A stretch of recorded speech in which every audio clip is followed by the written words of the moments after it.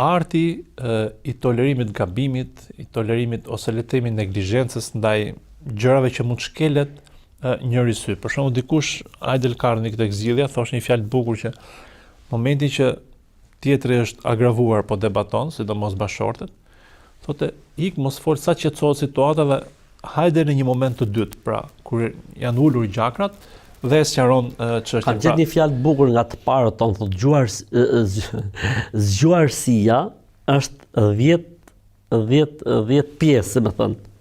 9/10 e zgjuarësisë është bërë sikur se ke kuptu, sikur se ke pa. Do të thënë, ne nga njerë mundohemi çdo gjë ta analizojmë, çdo gjë t'i shkojmë deri në fund. Pleca gjëra nuk është kusht. Shkele një sy, si shkele një sy, thot populli. Kështu që në jetën bashkëtorë duhet patjetër. Pse? Sepse ne kemi problem si njerëz.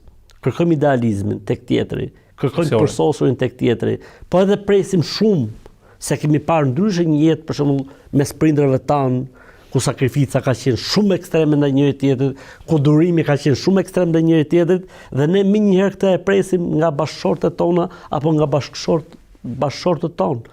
Ndërkohë që faktikisht jeta ka ndryshuar, parametrat janë holluar shumë. Kështu që domethënë ajo esenca nuk është më ajo që ka qenë.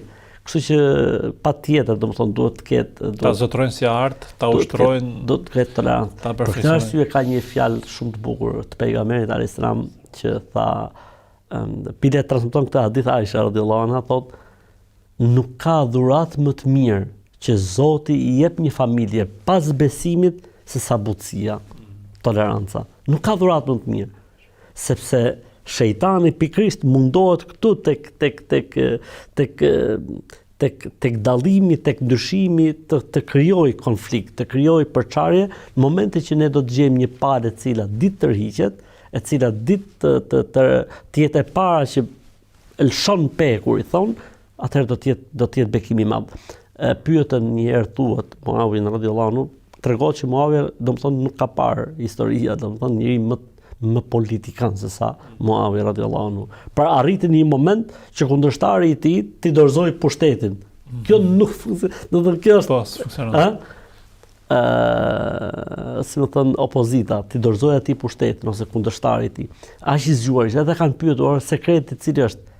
Tha, unë raportet me njerëzit i kam personale dhe me çdo njeri unë kam një fije komunikimi. Kur shoh se para tjetër është shtrëngon, unë e toleroj nga ana ime. Kur shoh që ai e lëshon, unë mundohem ta tërheq nga ana ime.